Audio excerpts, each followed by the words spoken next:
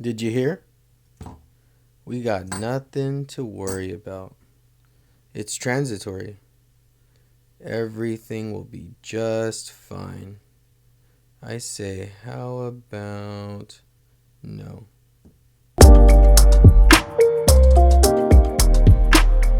Lately, I've been keeping a close eye on the topic of inflation, just like everybody else. I would assume for the most part. And I'll tell you what, it seems like wherever I go, I'm constantly hearing something about inflation this and inflation that through so many different news outlets, which I believe is a good subject to be aware of, considering the significant amount of stimulus being pumped into our economy. And if you haven't figured it out yet, yes, I'm located in the US. Alright, anyways, back to what really matters. As we already know, over the last year or so, a large population in the US received some pretty nice stimulus checks. And I'll be honest, so did my family. However, I'm pretty confident with the amount of stimulus being injected into our economy and unemployment checks being issued to struggling Americans, this should come with some type of consequence, right?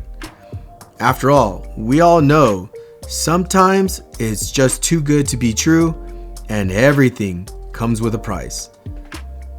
Heads up, my next comment may not sit well with a few viewers out there, but hey, it is what it is. Dare to be brave, I guess. I don't think most people even understand what inflation means, or let alone even care. So, interesting historical fact.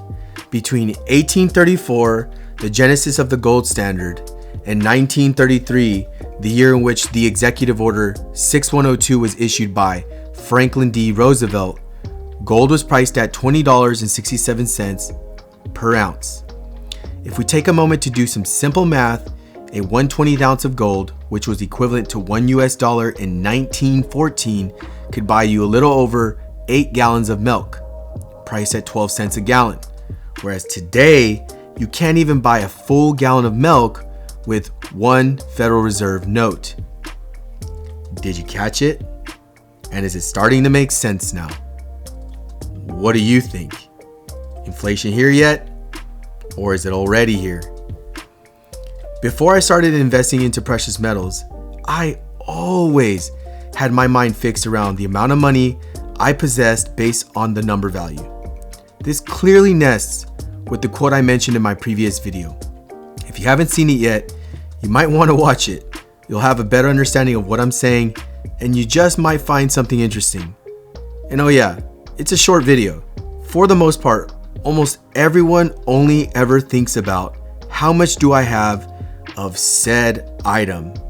Now, before you start bashing me in the comments, I'm referring to the loss of purchasing power.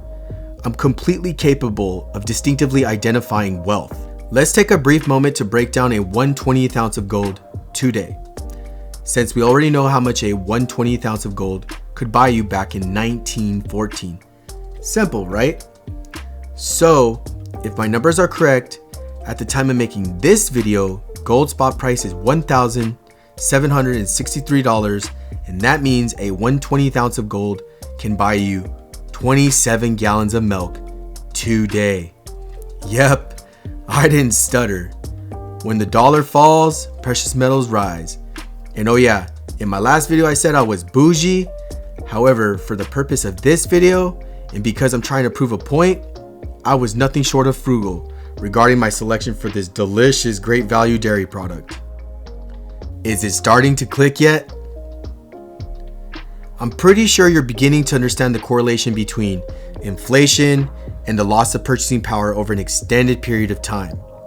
The spot price for whichever gold or silver coin you choose to purchase is identified to tell you what it costs to buy purchasing power. Yes, when we look at it from a tangible perspective, we see the gold or silver coin we're prepared to buy and the total number value we'll attain. But from my point of view, and people way smarter than I will tell you something similar.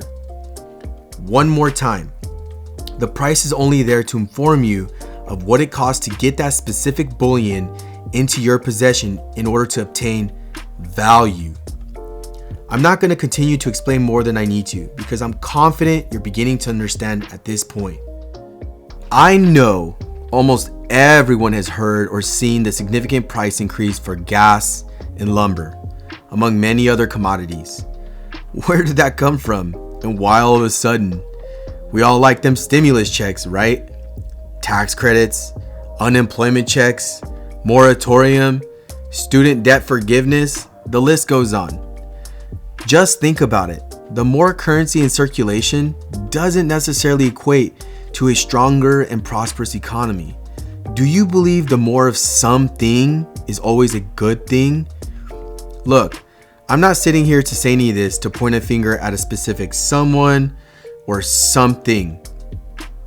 I'm here to do my best to inform you of those reliefs that we're currently experiencing will have an impact on us in some form or fashion in the near future, or heck, even today if we're not prepared. And only because we're on the topic of stimulus checks, I have no reservation in sharing with everyone what I've done with mine.